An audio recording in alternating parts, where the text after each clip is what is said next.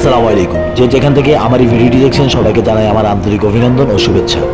আশা করি সবাই ভালো আছেন। আজকে আমি ঢাকা শহরের দক্ষিণে অবস্থিত সদরঘাট নৌবন্দরে আসলাম। যে বন্দর থেকে কোনো এক সময় বাংলাদেশের দক্ষিণাঞ্চলে অবস্থিত ম্যাক্সিমাম জেলার লঞ্চগুলো ছেড়ে যেত, আমি সেই নৌবন্দরে আসলাম। এই নৌবন্দরে আগের মতো জলুস নেই। পদ্মা ব্রিজ হওয়ার পর থেকে নৌবন্দরে ভাড়া পড়তে শুরু করেছে।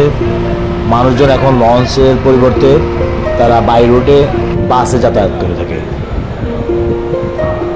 অল্প কিছু সংখ্যক মানুষ এখনও লঞ্চের মায়া ত্যাগ করতে পারেনি, তারা এখনও নিয়মিত লঞ্চে যাতায়াত করে এবং যারা ফ্যামিলি নিয়ে যাওয়া আসা করে, আরামদায়ক একটি জার্নির কথা চিন্তা করে, তারা মূলত লঞ্চে যাওয়া আসা করে।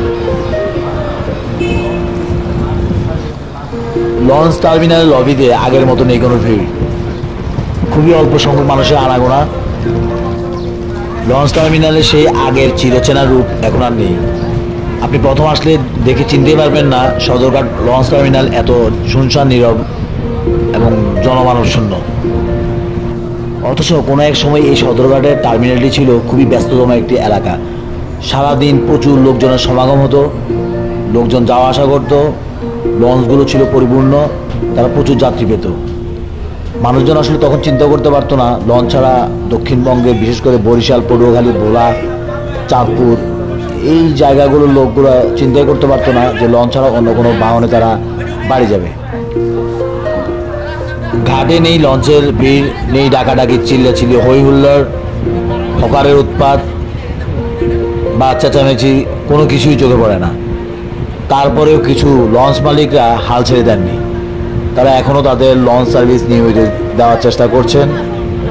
ঘাট থেকে নিয়মিত তাদের ছেড়ে যাচ্ছে লঞ্চগুলো এবং তারা তাদের লঞ্চগুলোকে আরও অত্যাধুনিক সাজে সাজিয়ে নিয়মিত পরিচালনা করার চেষ্টা করছেন ঘাট থেকে।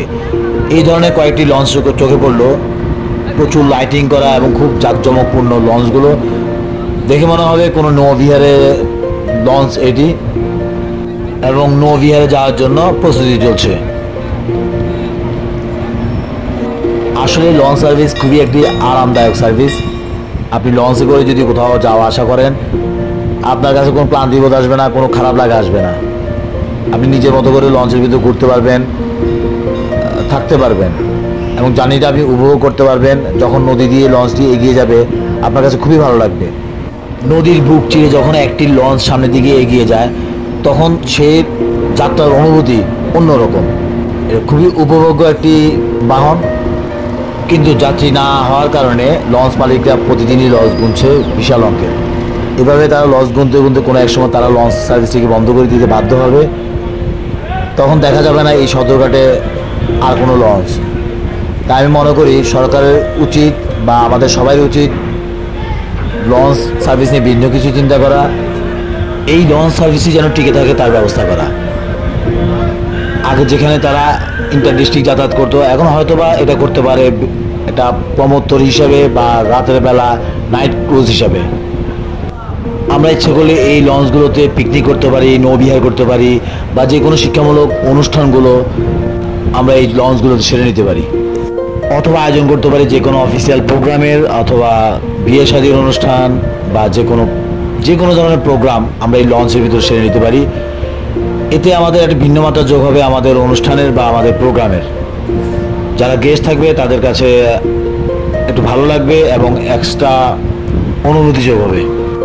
আমি মনে করি প্রয়োজন এবং সময় সব কিছুরই গতি পরিবর্তন করে দেয়। এখন হয়তো সাময়িক সমস্যা হচ্ছে লঞ্চ মালিকদের, কিন্তু আমার মনে হয় সময়ের ব্যবধানে এই লঞ্চ মালিকরাই তাদের লঞ্চগুলোর জন্য বিকল্প কোনো ব্যবস্থা করে ফেলবে।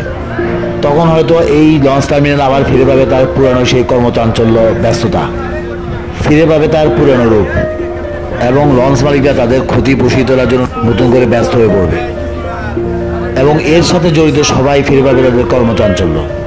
ভিউয়ার্স, এই চ্যানেলের মাধ্যমে আমি চেষ্টা করি আপনাদেরকে সমসাময়িক বিভিন্ন ধরনের প্রতিবেদন ফুটিয়ে তোলার জন্য বা আপনাদের সামনে উপস্থাপন করার জন্য। যদি আমার এই প্রতিবেদন বা আমার এই ভিডিওগুলো আপনাদের ভালো লাগে, অবশ্যই আমার চ্যানেলটি সাবস্ক্রাইব করবেন এবং অন্যদের সাথে শেয়ার করবেন। যদি কিছু আপনাদের জানা থাকে বা আমাকে বলা থাকে আমার কমেন্টসে লিখবেন, আমি চেষ্টা করব সেই কমেন্টসগুলোর সঠিক অ্যান্সার করার জন্য, বা আপনারা যদি কোনো উপদেশ দিয়ে থাকেন তা মানার জন্য। ভিডিওটি না টেনে দেখার জন্য সবাইকে ধন্যবাদ। দেখা হবে পরবর্তী কোনো ভিডিও নিয়ে। সেই পর্যন্ত ভালো থাকুন সবাই। আসসালামু আলাইকুম।